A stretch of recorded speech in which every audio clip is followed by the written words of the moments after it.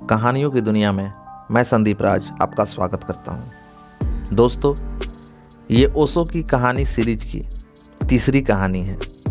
अगर आप ओशो की सारी कहानियाँ सुनना चाहते हैं तो इस चैनल को सब्सक्राइब करके नोटिफिकेशन बेल दबा दें ताकि एक भी कहानी आपसे छूट न जाए। आपने सब्सक्राइब कर दिया है तो चलिए कहानी शुरू करते हैं। एक दिन अरस्तु सागर के किनारे टहलने गया था। उसने देखा एक पागल आदमी, वो पागल ही होगा, अन्यथा ऐसा काम क्यों करेगा। उसने एक गड्ढा खोद लिया है रेत में और चम्मच लिए हुए दौड़कर जाता, सागर से चम्मच भरता, आकर गड्ढे में डालता, फिर भागता, चम्मच भरता और गड्ढे में डालता। अरस्तु घूमता रहा। फिर उसकी जिज्ञासा बढ़ी।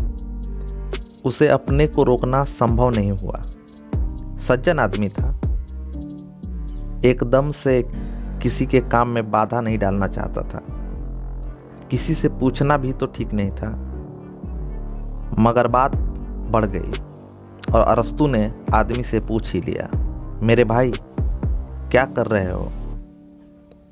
उस आदमी ने कहा, सागर को खाली कर रहा हूं, और उसे इस गड्ढे में भर न दिया तो मेरा भी नाम नहीं। अरस्तु हंसने लगा, लेकिन यह बात बड़े पागलपन की है कि इस चम्मच से सदियां बीत जाएंगी फिर भी ना भरेगा, और इस गड्ढे में भला यह कैसे संभव है?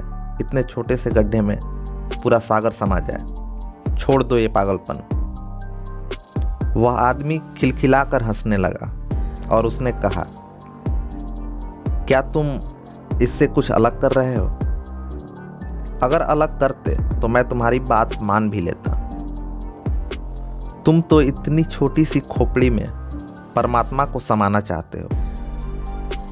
तुम अगर इतनी छोटी सी खोपड़ी में परमात्मा को समा लोगे तो मेरा यह गड्ढा तुम्हारी खोपड़ी से बड़ा है और सागर परमात्मा से छोटा है।